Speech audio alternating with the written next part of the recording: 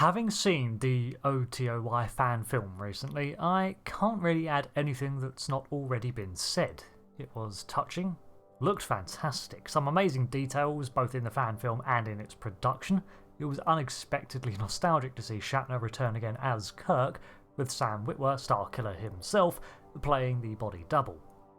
The ambiguousness of the return too added to the video, leading to all sorts of speculation as to what exactly is going on, and it's fantastic.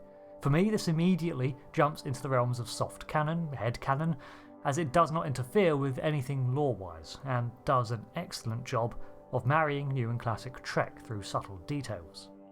Now, unfortunately, I don't think Kirk would come back, and even in Unification, its bittersweet tone, it feels like this was all done to bring Kirk back to Spock as he passed, so that the two best friends could be united one last time before they both left. But that was just my takeaway. But this did get me thinking on the viability of Kirk returning in-universe, and so this video idea. Here are 5 ways that Captain James T Kirk could return. Also, some of these I guess you could substitute for any other character, not all are specific to Kirk. So, the first option is the most likely. Time displacement. A time traveller, does not matter who or when, could go back to Viridian 3 or to any other point in Kirk's life and bring him forwards to accomplish something. However, the bigger issues with this are obvious to even the most basic understanding of temporal mechanics. Ooh, that sounded so snobby. But seriously, displacing a legendary character from their time usually has consequences.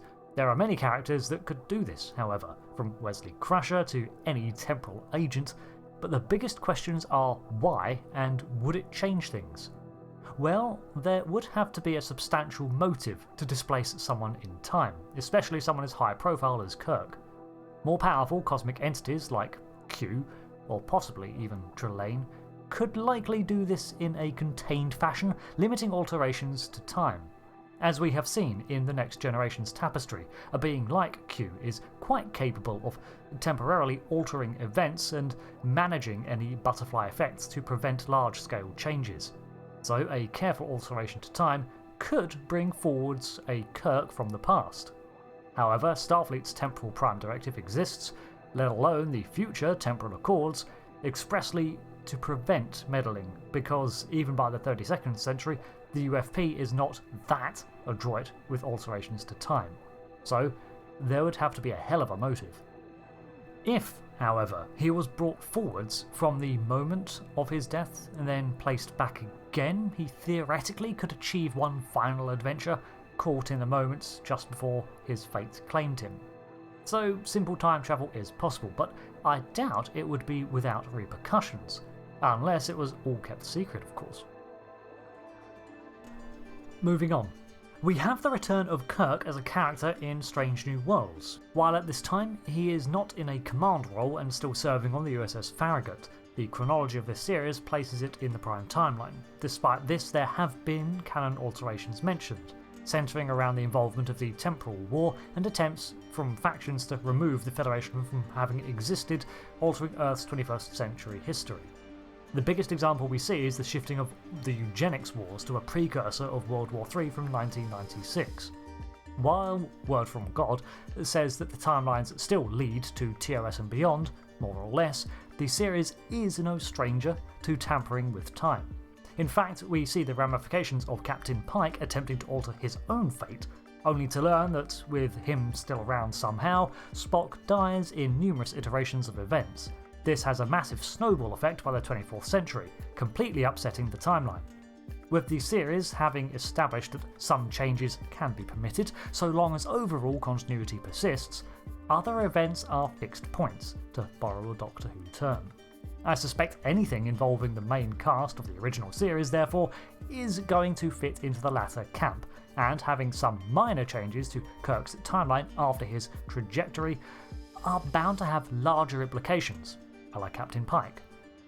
For example, it could lead to Kirk not choosing to go to the tractor control room, letting Harriman go instead, but there's no guarantee that Harriman could survive, and all aboard the Enterprise B could be lost, removing that entire ship from time and changing the impact of future vessels named Enterprise.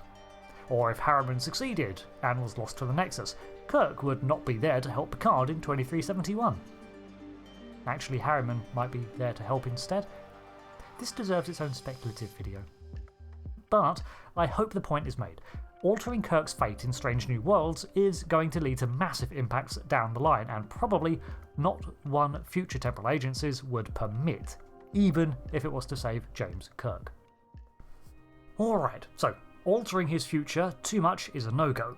But what about creating an alternate universe? Well, we already have one, the Kelvin timeline, which diverged from the Narada's attack, destroying the USS Kelvin. Here we've got a completely different life for Kirk, effectively a distinct character, because of the splintered reality in which he lives. But that means that there is likely other timelines out there where Kirk did survive, or was never on the Enterprise B to be lost in the first place. What exactly those timelines include is an interesting thought experiment, but bringing across another Captain Kirk to visit the Prime timeline would certainly be an interesting thing to witness. However, it would not really be our Jim Kirk, would it? The bringing in of such a different character, however, would probably create a lot of intrigue about the universe he was from.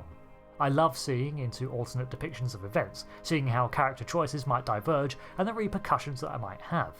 The nature of time travel and alternate realities is a complicated one that pretty much is at the whim of the writers. Suffice to say, if he was from a parallel universe, then his influence or return would not affect much in the timeline that the temporal agencies seek to preserve.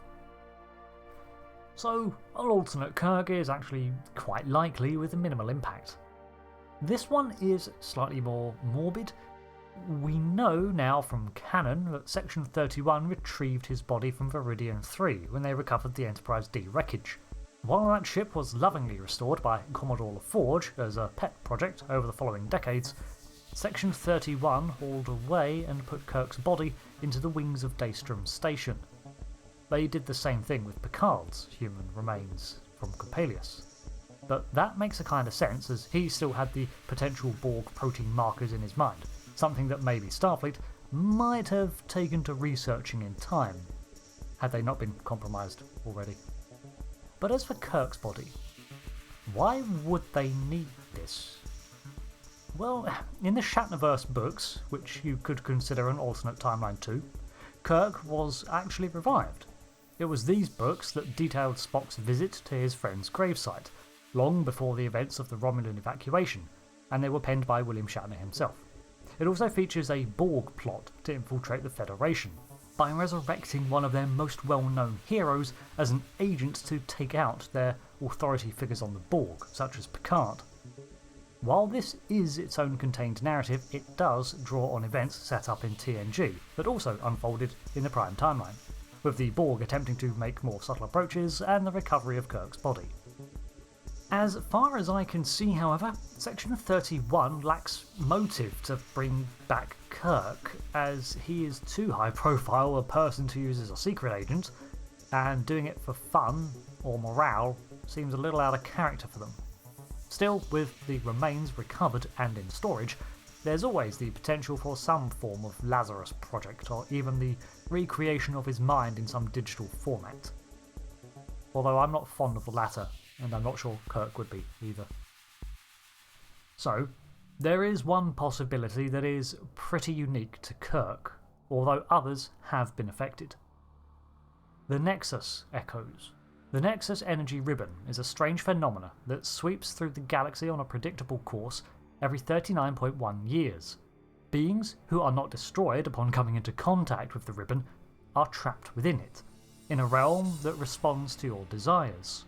With the ability to generate realistic scenarios, it was seen by many to be a place of pure bliss, and it also exists beyond time. Of course, it featured prominently in the Generations film, where we last saw Kirk, he himself having spent 78 years within it. As Guinan once said, once a person enters it, they're effectively leaving a part of themselves there, because again, time does not exist here, meaning that you could experience an entire life within the Nexus, several in fact, and then leave at any point along its course, past or future, which also makes it the best first-class form of travel I can think of now I come to mention it. If Captain Picard had not entered too and convinced Kirk to leave with him, Kirk likely would have stayed, and in fact may have done so already? After all, Guinan was only exposed for a few minutes, hours at most, and she was still there as an echo in not 2371. Its removed from time nature means that people can interact with others at different points in their times there, creating myriad contained temporal echoes as alterations are made. It's one of those echoes that talks to Picard when he enters. Now I think part of Guinan's El-Orian space-time awareness allowed her echo to recognise Picard, although even at this stage, thanks to time travel shenanigans from other episodes of TNG, she would have recognised him. Either way, what I am saying is that another person could enter the Nexus and chat with Kirk, or even Picard now for that matter, within the energy ribbon. However, Kirk probably could not leave, having already done so in 2371 to stop Soren. But in some way, if nothing else, part of them gets to remain in paradise forever. Combining all of these, however, well, I suppose some godlike entity could pluck Kirk from the Nexus at another point, perhaps even restore him to his corporeal form and resurrect it. Then, with the aid of temporal agents, or even the Travellers, maybe they could bring Kirk across dimensions to limit the impact his return would have had on the Prime timeline, letting him meet someone else who also made that crossing. So what about you? Have you seen the short film yet? I had to visit the Otoy website and watch it there as it was not visible on YouTube for some time, and it's truly worth a viewing. What about bringing Kirk back as a general idea? I'm not actually for it, I'll be honest. I enjoy this short film but see it as a respectful send-off rather than the start of a whole new chapter, but I would be so up for it to be canonised. There are many other methods that I could think of, but then I'd be doing a Rutherford from Lower Decks, and I fear the Cosmic Koala, so I'll leave it there. Thanks for watching. I've been Rick, and I'll see you later. Goodbye.